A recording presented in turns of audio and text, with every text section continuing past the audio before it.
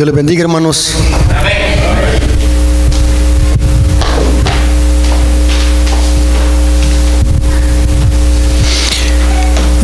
Me siento alegre de estar aquí con ustedes, hermanos. Quería el diablo boicotear la predicación de esta mañana, pero gracias a Dios todo salió bien. Me siento feliz de estar aquí con ustedes. Me encanta venir aquí en esta iglesia porque sé que es una iglesia que aman estudiar la palabra a profundidad. Así que en esta mañana les traigo un tema sólido y profundo de conocimiento y crecimiento espiritual para nuestra vida. Quiero que hagamos una oración para que Dios dirija el estudio de su palabra. Nunca debemos de abrir la Biblia sin antes orar. Así que vamos a pedir la dirección del Espíritu Santo para que Él sea el guía de este estudio. Así que vengamos de rodillas.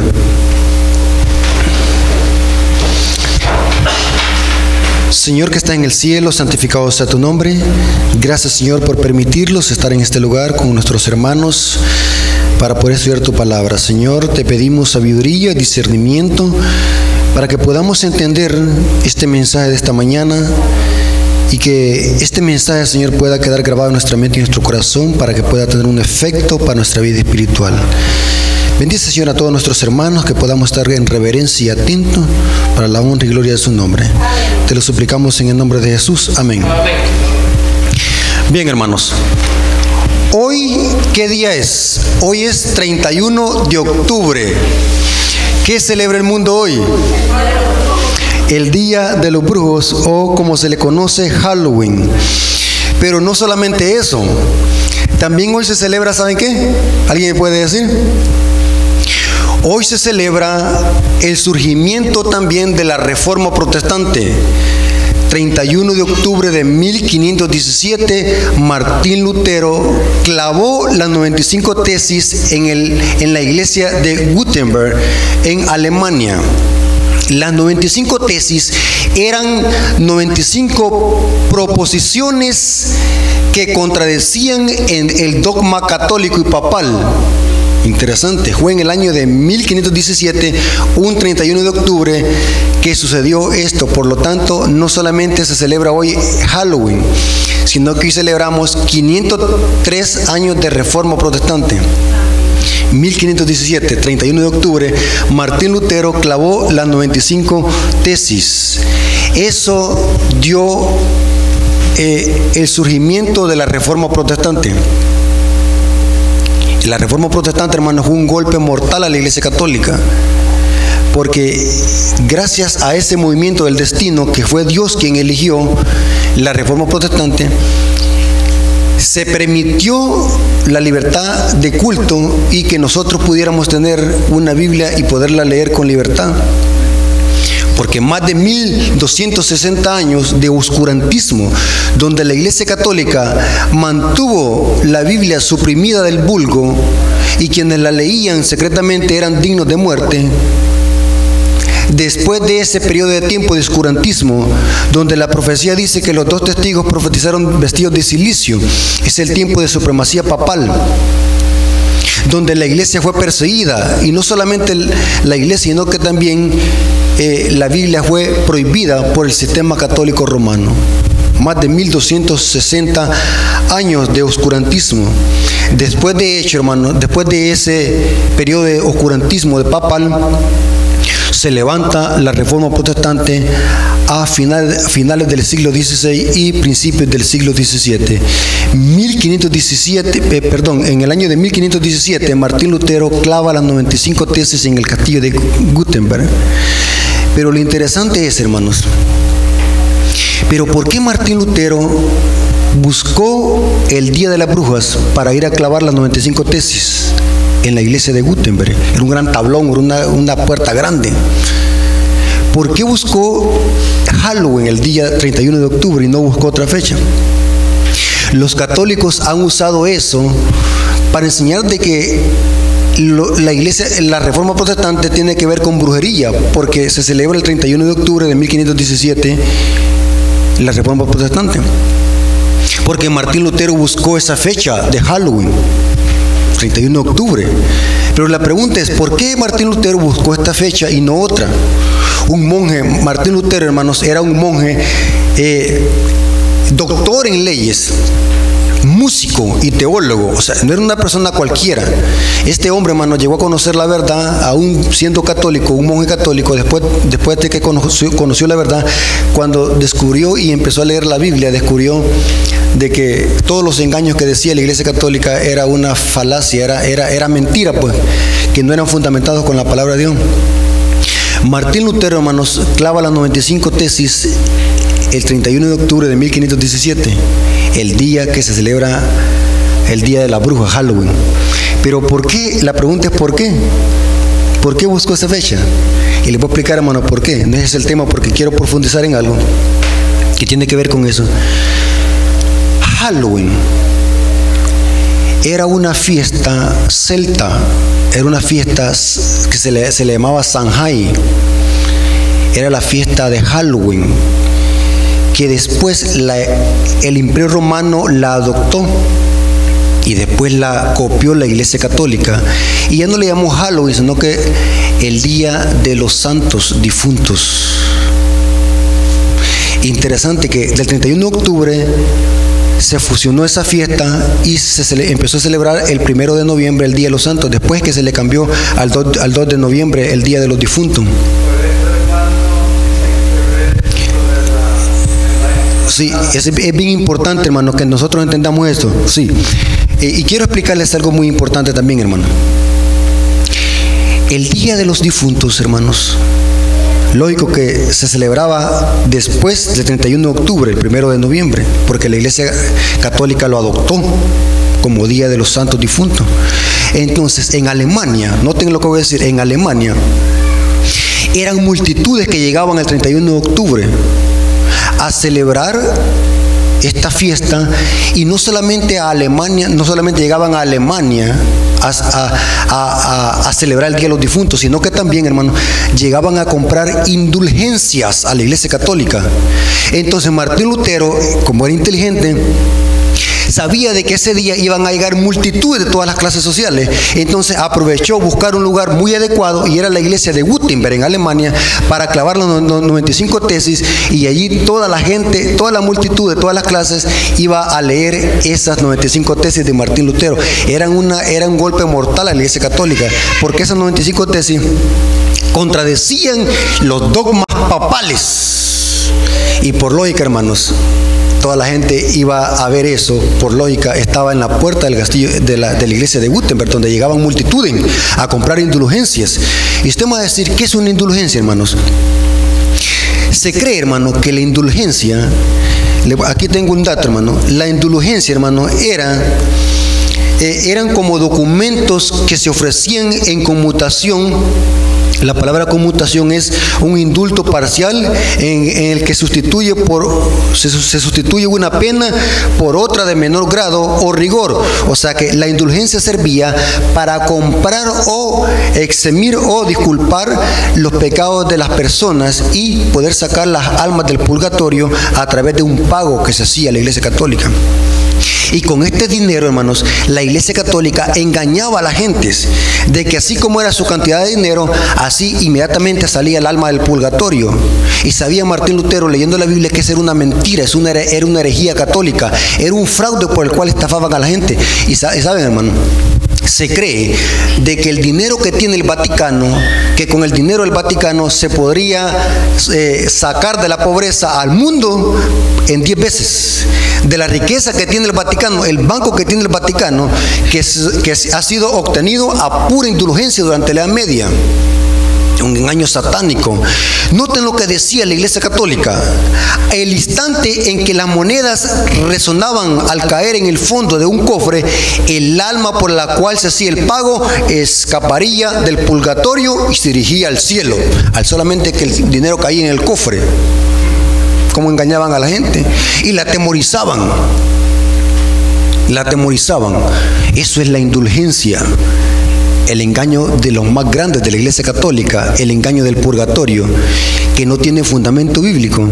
Y Martín Lutero, hermanos, en las 95 tesis desenmascaraba abiertamente este engaño católico romano.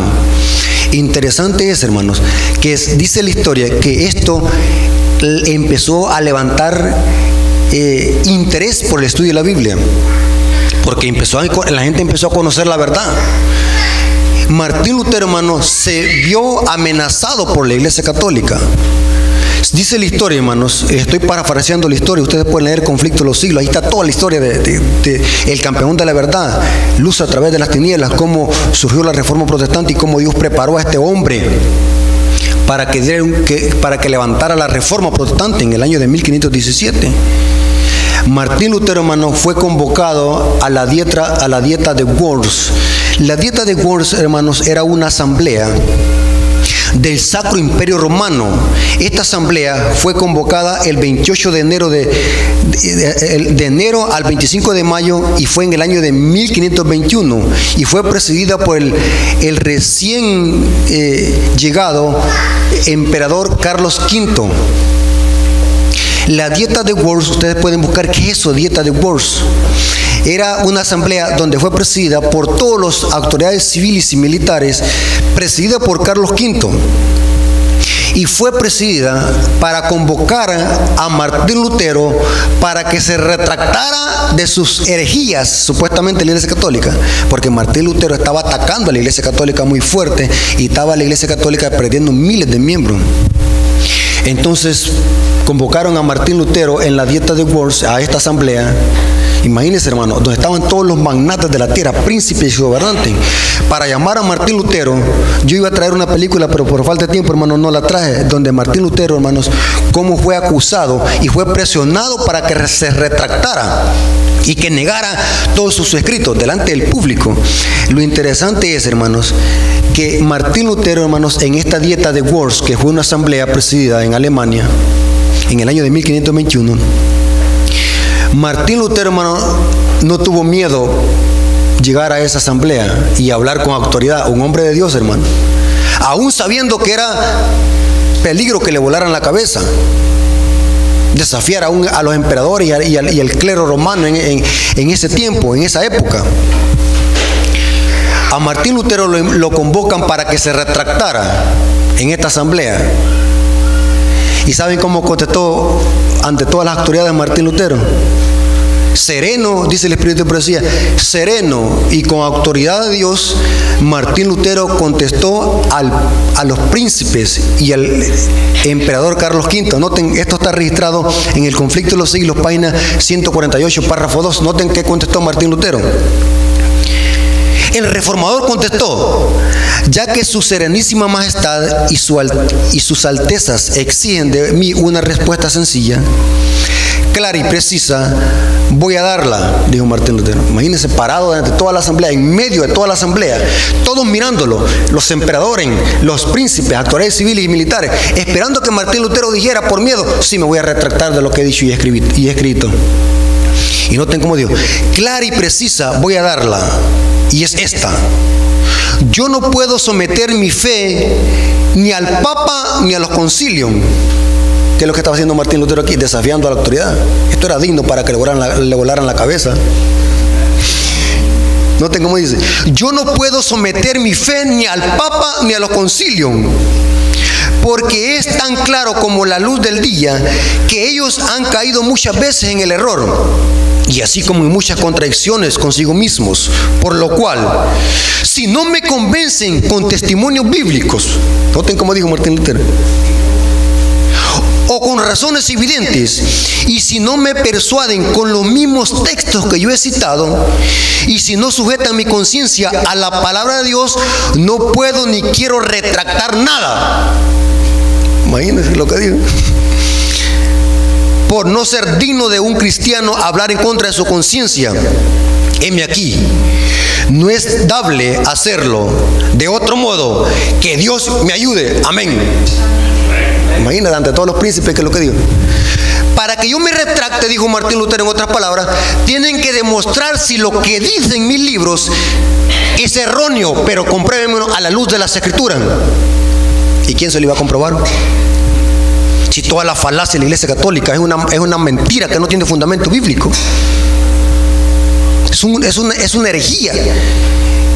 No podían demostrarlo. Y dice el Espíritu de Profecía que toda la muchedumbre se quedó atónita oyendo el gran siervo de Dios hablando en la congregación, hermanos. hombres de Dios. Esa es la clase de espíritu que deben de manifestar los siervos de Dios. Hablar con la verdad aunque los cielos se desplomen. Presentar la verdad de Dios aunque los cielos se desplomen. No importa si lo amenacen a muerte. Tenemos que hablar ¿cómo? Lo que dice la palabra de Dios, como dijo Martín Lutero. Yo no someteré mi conciencia a lo que dicen los papas y el concilio. Mi autoridad es la palabra de Dios. Y saben algo, hermanos, de aquí surgió las 5 solas de la Reforma Protestante. ¿Qué son las 5 solas? Las 5 solas es una palabra latina que significa en español solo o solamente. Las 5 solas de la Reforma Protestante. Estas eran 5 frases que resumían las creencias protestantes y que desafiaban las creencias y dogmas católicos. Voy a leerles las 5 solas de la Reforma Protestante. Sola Escritura, sola fe, sola gracia, solo Cristo y a solo a Dios la gloria. Estas son las 5 solas de la Reforma Protestante, que fueron impulsadas por el reformador Martín Lutero. Cuando ustedes oigan mencionar las 5 solas de la Reforma Protestante, ¿de qué se va a acordar? Fueron estas 5 frases que impulsaron el movimiento de la Reforma Protestante. Interesante. En esta mañana, hermanos, quiero que nosotros hablemos, y voy a dedicar mi tiempo para que hablemos acerca de la primer sola de la Reforma Protestante que usó Martín Lutero, y que esta era la más prominente en la Reforma Protestante, la sola Escritura. ¿Por qué a la Iglesia Católica no le conviene aceptar este principio de la sola Escritura? ¿Qué significa la sola Escritura? El término sola Escritura significa de que la Biblia no necesita intérprete fuera de sí misma, y que la Biblia es su propio intérprete, y que toda doctrina, fe y práctica debe de sujetarse y someterse a la Escritura. Eso significa sola Escritura. Repita conmigo, sola Escritura. Que toda creencia, doctrina debe sujetarse ¿a dónde? A la palabra de Dios. Esta es una de las primeras solas protestantes, la sola Escritura. Y Martín Lutero la usó. ¿Por qué razón, hermanos, a la Iglesia Católica no le conviene aceptar el principio de sola Escritura? Porque la Iglesia Católica no es suficiente la Biblia para demostrar doctrina. Para la Iglesia Católica, e inclusive para la Iglesia Católica, tiene más peso lo que dicen los concilios, los papas y las encíclicas papales. Por eso es que a la Iglesia Católica no le conviene aceptar el principio de sola Escritura, porque sus doctrinas católicas no pueden demostrarse bíblicamente, a menos que se sujeten a los concilios y a lo que dice el Papa. Tremendo, hermano. Por eso es que para la Iglesia Católica es más importante lo que dicen las tradiciones y los concilios católicos. O sea, un concilio católico puede inventarse cualquier disparate, y como la autoridad está en el concilio, eso tiene peso y es aceptable, aunque la Biblia no lo diga. Doctrinas como el purgatorio, el limbo, rezo a los muertos, rezo a María, bautismo de bebés, el escapulario, agua bendita, son doctrinas que se pueden sostener solamente con el clero católico, el concilio, los concilios que se contradicen entre sí mismos. Usted puede buscarme de Génesis y Apocalipsis, ¿me va a encontrar un bautismo de bebé? No. Puede encontrarme en la Biblia donde algún apóstol le está rezando a Santo Tomás y a San Caralampio. No.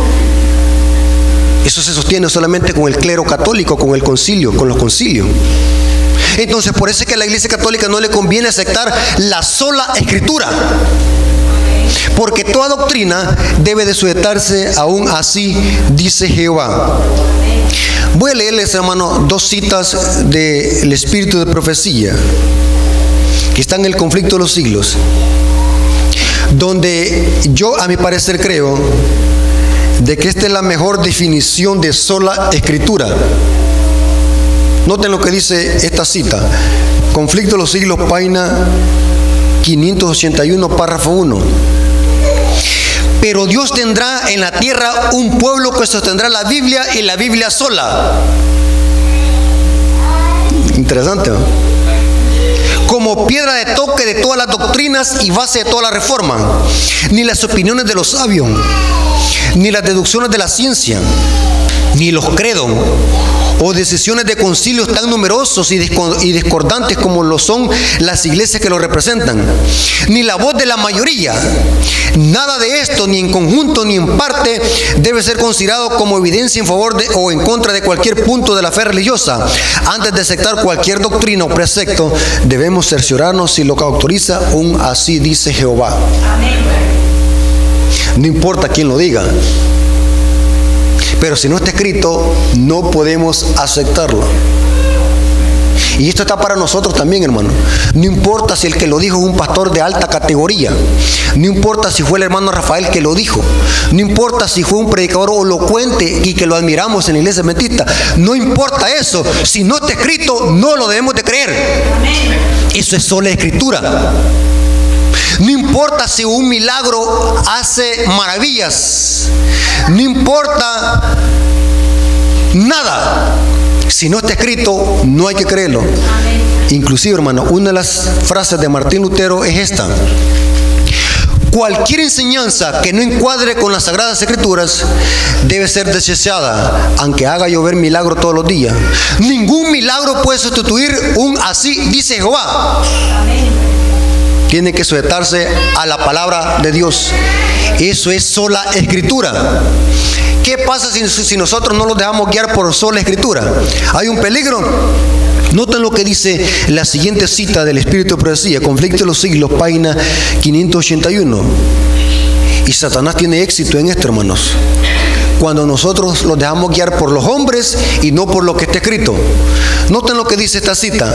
Satanás trata continuamente de atraer la atención hacia los hombres en lugar de atraerla hacia Dios.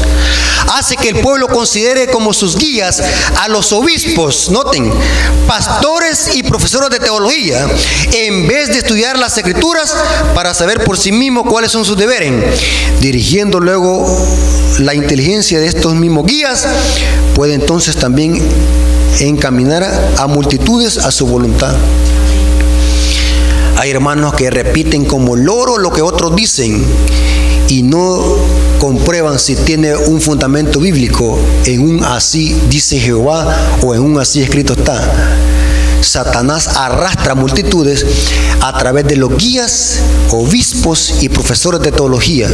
Tenga cuidado, hermano, tenga cuidado. No le diga cualquier cosa amén sin antes estar seguro de que está escrito. Pero el problema aquí, ¿sabe cuál es?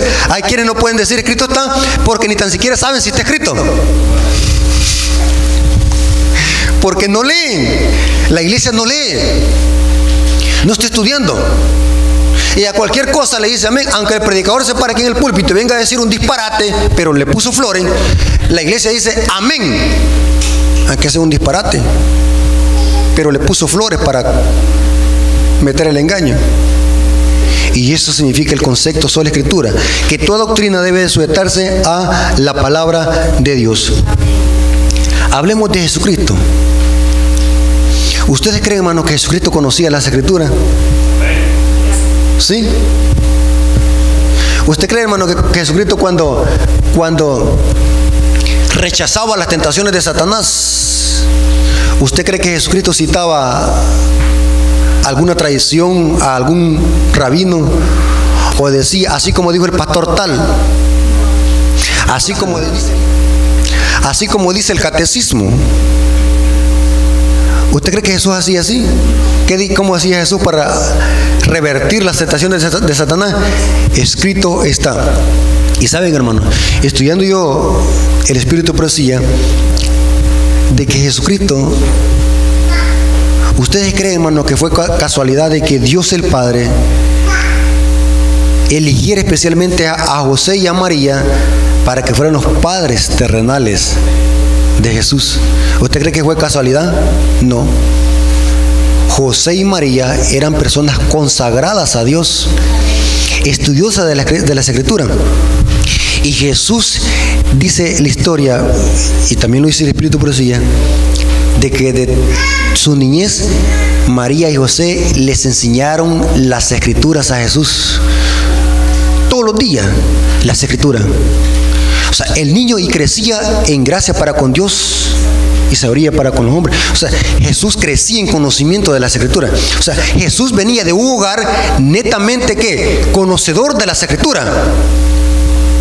O sea, aunque Jesús era Dios, pero vivió aquí en esta tierra humana como humano. O sea, todo lo que aprendió, lo aprendió ¿de dónde? De lo que le enseñaron sus padres terrenales. Jesús conocía las Escrituras. ¿Qué Escrituras se leían en los tiempos de Jesús? Los escritos de Moisés y los profetas. Por lo tanto, vemos en los cuatro evangelios de que Jesús citaba las Escrituras.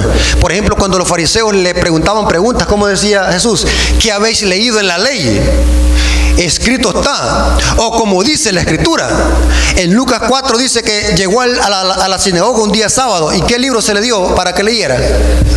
El libro del profeta Isaías. ¿Cree usted de que Jesucristo era ignorante de las Escrituras? No, conocía las Escrituras. Aunque en los tiempos de Jesús habían rabinos muy conocidos en las escuelas de los rabinos, gente de conocimiento, pero vemos de que Jesús nunca dijo como dice tal rabino, o como dice tal pastor, o como dice tal apóstol. No, Jesucristo siempre decía como dice las Escrituras, como está escrito. ¿Creen ustedes que debemos de ser así nosotros? ¿Qué dice la Escritura? ¿Qué leen en las Escrituras ustedes? Escrito está. Voy a leer 2 citas del Espíritu de Profecía. Dice, noten cómo dice. Esta está en el Deseado de toda la gente, página 64. De toda manera amable y sumisa, Jesús procuraba agradar a aquellos con quienes trataba. Imagínense un niño de 12 años que dejaba con la boca abierta a los rabinos. ¿Se acuerdan cuando se perdió en el templo? ¿Con qué? ¿A dónde lo halló José? ¿A dónde lo halló José y María? En el templo, hablando con quiénes. Y los fariseos se ponían hasta atónitos, impactados al ver de que este niño de 12 años, con un gran conocimiento de las Escrituras. Y noten cómo dice: porque era tan amable y discreto, los escribas y ancianos suponían que recibiría fácilmente la influencia de sus enseñanzas. O sea, los ancianos dijeron, los fariseos dijeron, este niño está fácil, ¿para qué? Para meterle nuestras tradiciones. Y cuando oyeron hablar a Jesús, se quedaron impactados. Noten lo que dice. Le instaban a recibir las máximas tradiciones que habían sido transmitidas desde los antiguos rabinos. Pero él pedía verlas autorizadas en las Sagradas Escrituras. O sea, Jesucristo les decía a los fariseos, ¿a dónde dice eso la Biblia, las Escrituras, eso que están diciendo ustedes? O sea, Jesús los desafiaba a los fariseos. Un niño de 12 años, dice el Espíritu de Profecía. Y sigue diciendo, estaba dispuesto a escuchar toda palabra que procede de la boca de Dios, pero no podía obedecer a lo inventado por los hombres. Jesús parecía conocer las Escrituras desde principio a fin. ¿Creen ustedes, hermanos, que hay niños hoy, la generación que estamos cultivando hoy, creen ustedes de que hay niños que conocen las Escrituras de principio a fin? Niños de padres adventistas. ¿Ah? ¿Qué conocen hoy los niños? Facebook, película, ¿sí? Tecnología, pero de Biblia, nada. Y Jesucristo dice que conocía las Escrituras de principio a fin y los presentaba con su verdadero significado. Los rabinos se avergonzaban de ser instruidos por un niño. Imagínense. Sostenían que incumbía a ellos a explicar las Escrituras y que a él le tocaba aceptar su interpretación. Se indignaban porque él se oponía a su palabra, o sea, a la palabra de los rabinos. Interesante, hermano, que no solamente los rabinos menospreciaban a Jesús, porque Jesús, según la historia bíblica, Jesús nunca fue a la escuela de los rabinos. Jesús aprendió todo lo que sabía de su madre, de las Sagradas Escrituras. Interesante. Noten lo que dice esta cita. Jesús y Juan fueron representados como ignorantes por los educadores de aquel tiempo, Qué tremendo cómo llamaban a los fariseos a Jesús, ignorante. ¿Por qué? Porque Jesús nunca fue a la escuela de los rabinos. Jesús nunca tenía un título de PH, de doctor en teología, de erudición. Un hombre humilde. Juan, un hombre que venía del desierto. ¿A qué escuela había en el desierto? ¿Qué escuela de rabino había en el desierto? Que todo lo que sabía Jesús era porque lo habían leído en las Escrituras. Jesús y Juan fueron presentados como ignorantes por los educadores de aquel tiempo, porque no habían aprendido en las escuelas de los rabinos, pero el Dios del cielo y su maestro era su maestro. Y todo lo que les oían se quedaban asombrados por el conocimiento de las Escrituras. ¿Notaron, hermano? Jesucristo conocía las Escrituras. Ahora, hermano, pero aquí hay algo bien interesante, hermano. La sola Escritura debemos de usarla nosotros, porque es la regla de fe del cristiano. Probar toda doctrina con la Biblia sola. Si no está escrito, no debemos de creerla. Pero aquí viene lo interesante, hermano. ¿Saben que el diablo también conoce las Escrituras? ¿Ah? El diablo es el mejor erudito. Conoce las Escrituras de principio a fin. Vamos a ver una historia para que veamos algo que está pasando aquí. Porque debemos de entender, hermano, que el principio de la Escritura significa usar de una manera correcta las Escrituras, como lo hacía Jesús, sola Escritura. No se trata de citar la Biblia a lo loco. El hecho de que alguien me dé muchos textos bíblicos no es evidencia que me esté diciendo la verdad. ¿Oyeron cómo estoy diciendo, hermano? Tengan cuidado. El hecho de que alguien sea versado con la Sagrada Escritura y me dé un montón de textos bíblicos no es evidencia que me está diciendo la verdad. Vamos a ver una historia donde el diablo manipuló las Escrituras y las sacó de contexto. Mateo capítulo 4, versículos 5 al 6. Pero vamos a leer desde el versículo 1 al 4 de Mateo capítulo 4. Noten, Mateo capítulo 4, versículo 1 al 4. ¿Lo tienen conmigo? Entonces Jesús fue llevado por el Espíritu al desierto para ser tentado por el diablo. Y después de haber ayunado 40 días y 40 noches tuvo hambre. Y vino el tentador. ¿Quién es el tentador, hermanos? El diablo. Saben que dice el Espíritu de Profecía que en esta tentación, en la primera tentación, el diablo se le apareció a Jesús como un monarca, como un ángel de luz.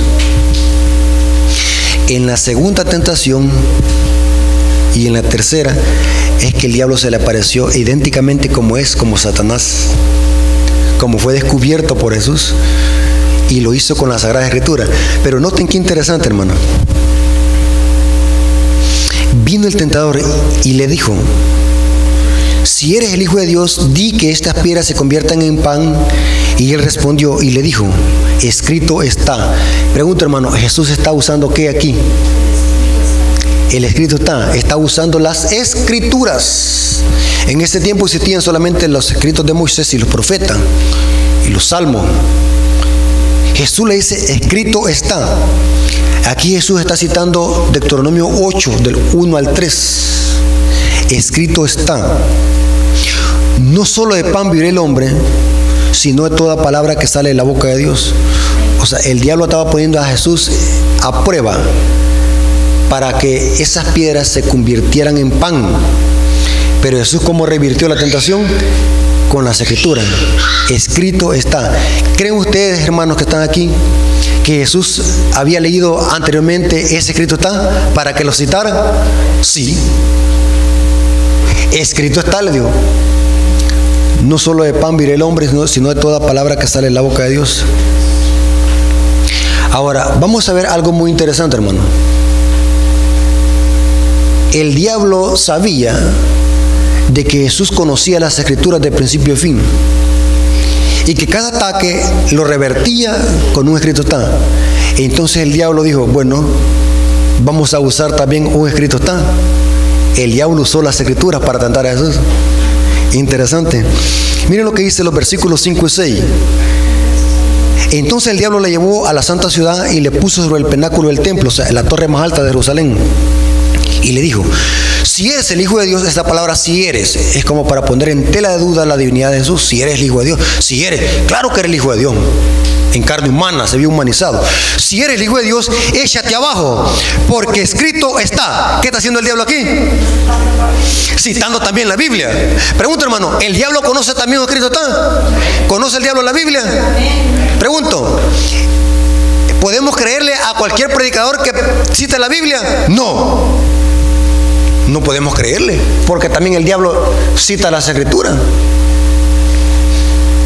Y esto aplica para mí también. O sea, no crean lo que estoy diciendo. O sea, yo lo estoy llevando al texto bíblico.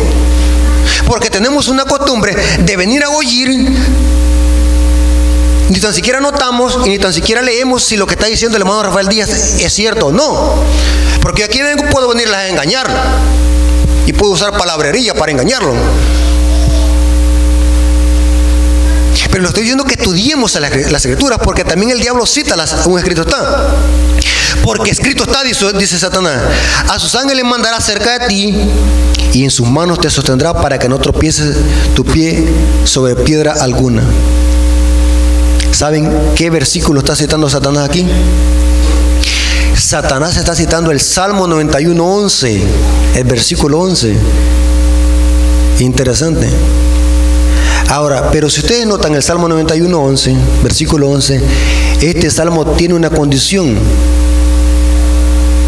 Pero ¿cuál es esta condición? Dios guarda ¿a quiénes? A los que andan en sus caminos.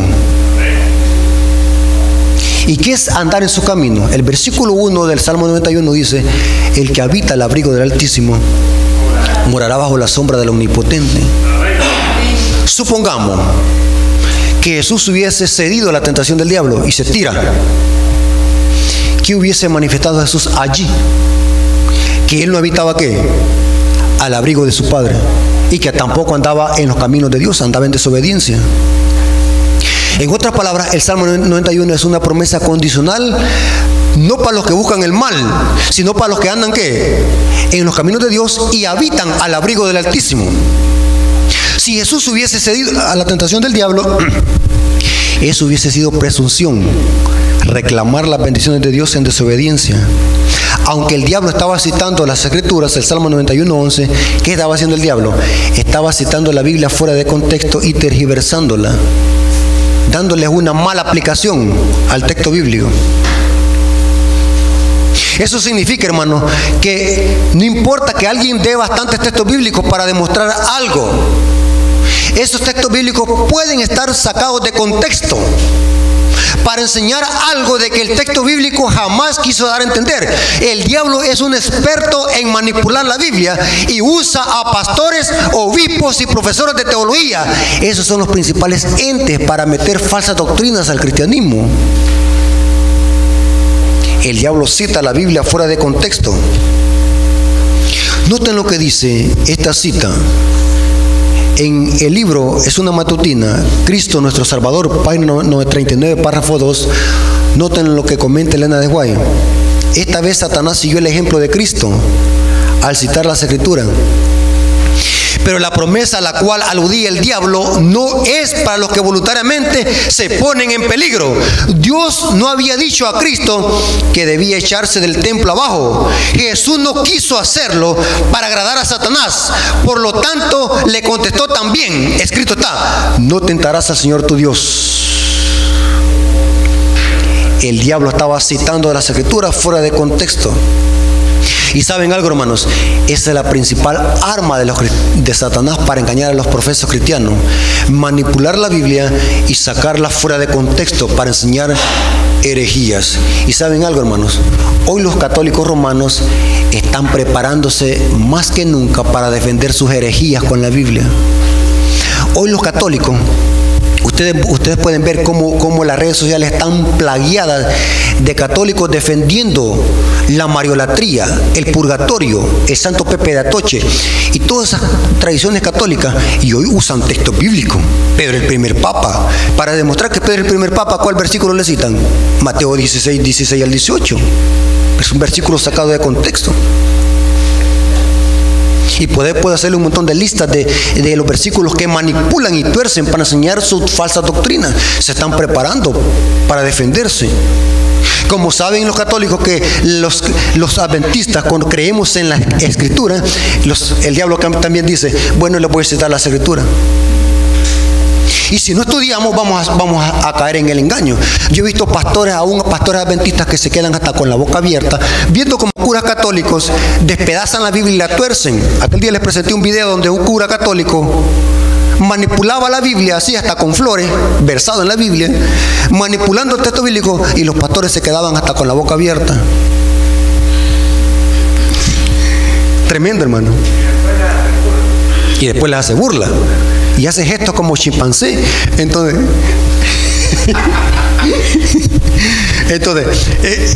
qué tremendo, hermano. El diablo está usando las Escrituras para engañar a muchedumbre.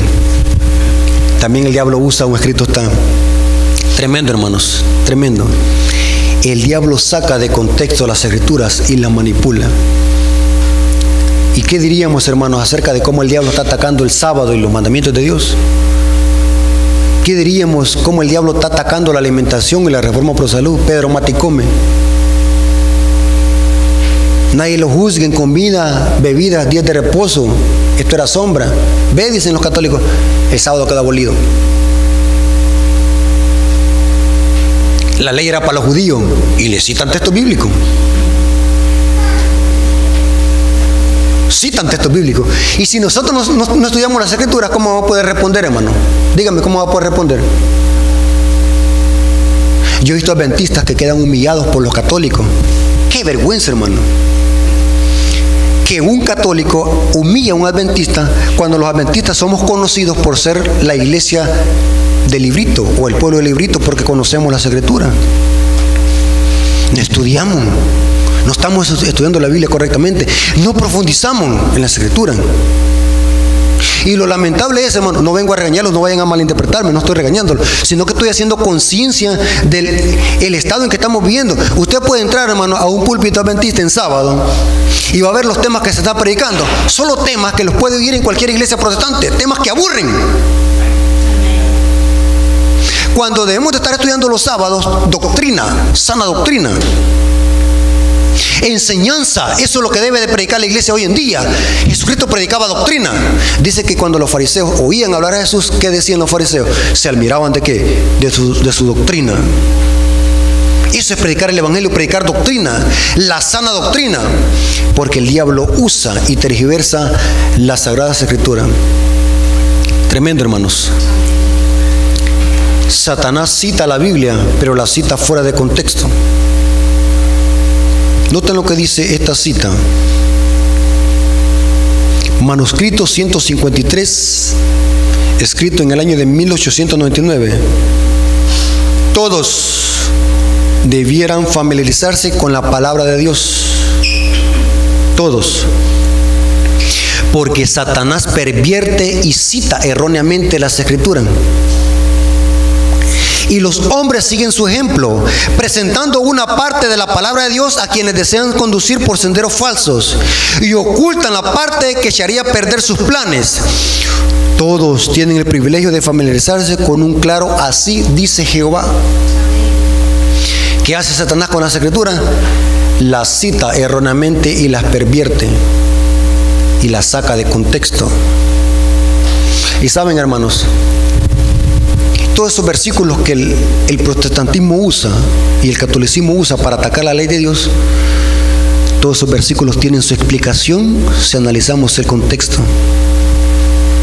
¿Qué pasaría si alguien les dice, todos los que dependen de las obras de la ley están bajo maldición? Gálatas 3:10. Recién entrado a la iglesia adventista, estaba nuevito como pichón yo. Y un testigo de Jehová me citó este versículo y no había que decir, estaba recién entrado a la iglesia yo. Así hay muchos adventistas que quedan atónicos cuando les citan la Biblia fuera de contexto. Todos los que dependen de la ley están bajo maldición. Están malditos los adventistas. El fin de la ley es Cristo. Romanos 10:4. La ley caducó en Cristo, la ley quedó abolida. Pedro Maticome, ¿ve? Ahí está diciendo la Biblia que debemos de comer chorchíngalos. Sí, así dicen. Debemos de comer cerdo, porque Dios le dijo a Pedro, Pedro mate y come, pero esa visión tiene un contexto. Pero el diablo cita la Biblia erróneamente. Hay que tener cuidado en eso, hermano. Vean los contextos, porque el diablo cita.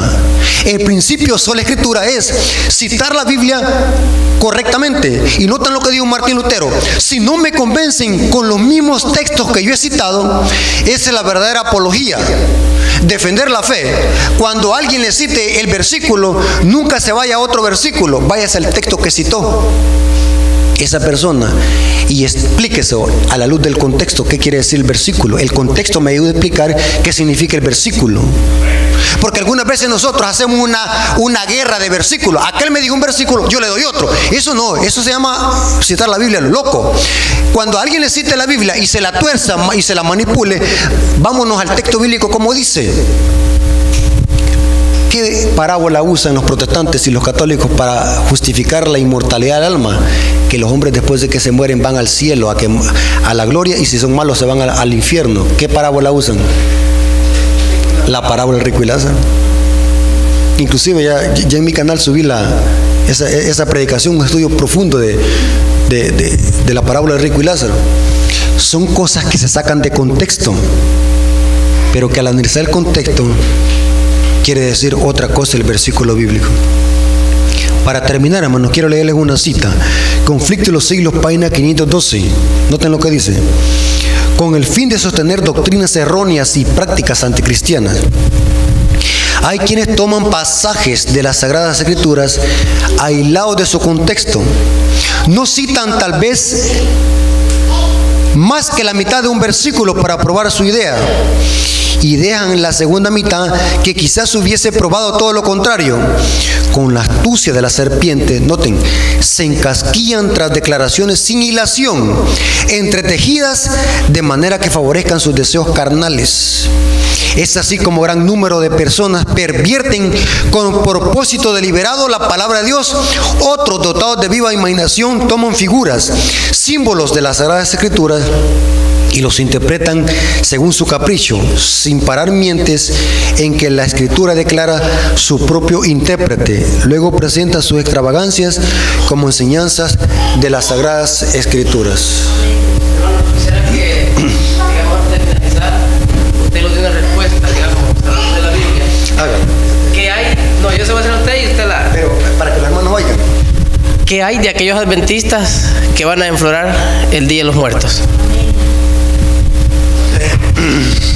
Bueno, hermano, es una pregunta muy quisquillosa, pero hay que responderla. La respuesta es sencilla, hermano. Es de que esos hermanos que todavía andan siguiendo tradiciones de la Iglesia Católica, mi parecer es volverles a dar los estudios bíblicos de las 20 lecciones de la fe de Jesús y volverlos a bautizar, porque no conocen nada de la Sagrada Escritura. Ese es el problema, hermano, de andar bañando a la gente. Yo no estoy en contra de que la gente se bautice, gloria a Dios. Pero hay que tener cuidado, hermano, ¿me entiende? Hay que hacer nuestro trabajo, enseñar a la iglesia nuestra doctrina, todo eso. Un hermano que todavía anda en eso es que todavía no le ha amanecido, no conoce la palabra de Dios. No conoce.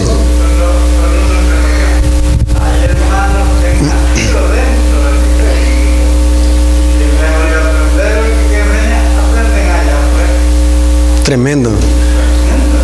Y saben, hermano, y lo que usted dice es cierto, pero le voy a explicar algo también importante. Alguien puede estar aquí tiempo en la iglesia, pero aún no conoce el verdadero mensaje, todavía no ha nacido de nuevo. O sea, nosotros podemos ser miembros de la iglesia, pero estar perdidos aún en la iglesia adventista. Adentro de la iglesia es otro problema. Porque la moneda perdida, ¿dónde se perdió? En la casa. Entonces hay que tener cuidado, hermano. Pero hermano, cuando uno conoce la palabra, uno eso ya lo toma como perdido. Eso no tiene fundamento bíblico. Andar coronando. O sea, puede usted ir cualquier día a arreglar una tumba de su difunto para recordar en la memoria de que es un ser querido, pero seguir la tradición, ir a coronar. ¿Y para qué va a coronar? ¿Acaso son dioses? ignorancia. Hay muchas cosas. Hay adventistas, hermanos, que son arrastrados por todo tipo de tradiciones. Es porque no conocen la Sagrada Escritura, o tal vez no les ha amanecido todavía. Inclusive hay adventistas que en otras partes del mundo, aquí no se ve eso, en los países de Latinoamérica, disfrazan a sus hijos en Halloween. Ignorancia, pues, de las Escrituras. Ignorancia, fiesta demoníaca. Entonces, hermanos, quiero terminar con esto. La iglesia adventista, hermano, tiene 28 creencias y 6 doctrinas. No se le va a olvidar esto. Tenemos 28 creencias y 6 doctrinas. Y todas esas creencias y doctrinas se sostienen y son sacadas de la Biblia sola. Digo esto, hermanos, porque los protestantes y los católicos están diciendo así, que nosotros sacamos creencias y doctrinas de los libros de Elena de White. La ignorancia católica protestante que desconocen. Ninguna creencia o doctrina se saca de los libros de Elena de White. Y noten lo que voy a decir. Eso significa que si Elena de White hubiese escrito tantos libros muy buenos y poderosos que nos ayudan a entender las Escrituras, si ella lo hubiera escrito o no lo hubiera escrito, pregunto, ¿tuviéramos aún las mismas 28 creencias y 6 doctrinas? Sí. La función del don de profecía no es crear doctrinas o añadirle a la Biblia, sino al contrario, es para llevarlo ¿qué? A la verdad bíblica. Ese es un falso testimonio de los protestantes. Ninguna doctrina y creencia de la iglesia adventista se saca de los escritos de Elena de White. O mencióname una. Nunca. Por eso es que yo invito a los adventistas que se compren un libro que se llama Las 28 creencias de los adventistas y se lo devoren. Y van a notar, hermanos, que todas nuestras creencias se sostienen como solo con Biblia. Nuestras doctrinas son bíblicas. Lo otro que quería decir, hermano, antes de terminar, es lo siguiente. Aunque la Reforma Protestante fue un movimiento del destino, Dios levantó la Reforma Protestante. La Reforma Protestante tuvo un propósito y es rescatar ciertas verdades, pero no fueron todas. El objetivo de la Reforma Protestante y reformadores como Wycliffe, Jerónimo, Juan Hus, John Knox, Euriclo Zwingli, reformadores que se levantaron alrededor de esta época, rescataron muchas verdades pisoteadas por el papado durante la Edad Media, pero no fueron todas las verdades. Aún estos reformadores siguieron guardando el día domingo y creían en la inmortalidad del alma. Inclusive Martín Lutero, hermano, Martín Lutero creía en guardar el día domingo, aunque negaba la doctrina de la inmortalidad del alma. Ahora, ¿qué quiero decir yo con esto, hermano? Aunque la Reforma Protestante fue un movimiento del destino, estos reformadores tuvieron un propósito y era quebrantar las barreras de Roma. Eso significa, hermano, que la Reforma iba a seguir hasta el final de los días. Después de la Reforma Protestante, hermanos, Dios levantó otro movimiento en la cadena profética. ¿Cuál fue ese movimiento? Para rescatar verdades y seguir la línea de la Reforma. ¿Cuál movimiento? El movimiento milerita. Interesante. Y después, noten qué interesante, Dios levanta a Martín Lutero como un gran hombre para reformar la Iglesia Católica y desenmascarar la Iglesia Católica. También Dios levanta en el movimiento milerita a un hombre humilde, Guillermo Miller. Pero Guillermo Miller no tenía toda la verdad. Sí, no tenía él fue el precursor del movimiento. Aún la iglesia adventista no existía. ¿Cuándo vino a existir la iglesia adventista? En el año de 1863, cuando la iglesia adventista fue organizada en Michigan. Interesante. Eso significa, hermano, que la Reforma Protestante no completó la Reforma. La Reforma Protestante iba a seguir hasta el fin de nuestros días. Saben que Dios levantó a una iglesia en esta tierra para completar la Reforma Protestante. nosotros la completamos. La iglesia adventista fue levantada para completar la reforma. La iglesia adventista rescató el sábado, como dijo el Señor, pisoteado por el papá durante la Edad Media. La doctrina de la inmortalidad del alma, que no es bíblica, la iglesia adventista la rescató.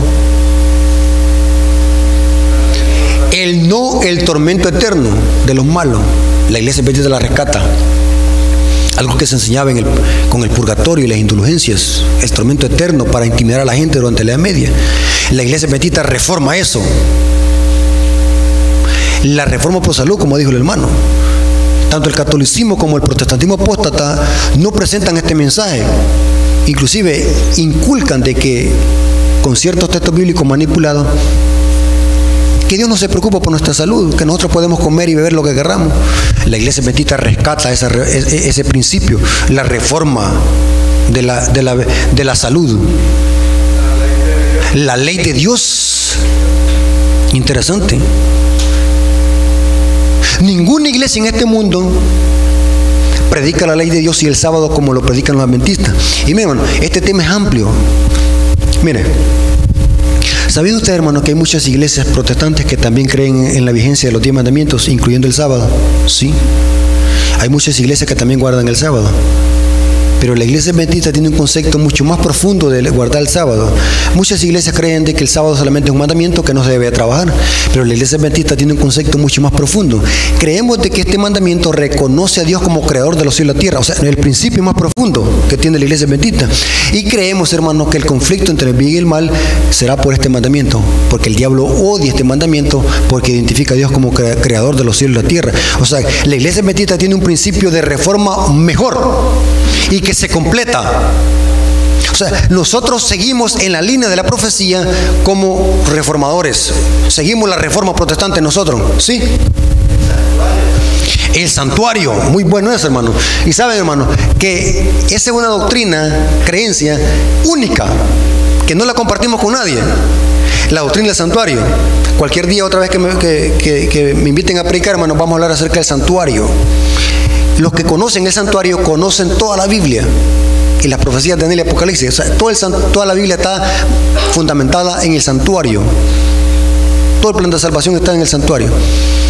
O sea, nosotros somos la reforma, completamos la reforma y esa reforma se completará hasta el final, culminando con ¿quiénes? ¿Quiénes van a dar el último toque de la reforma?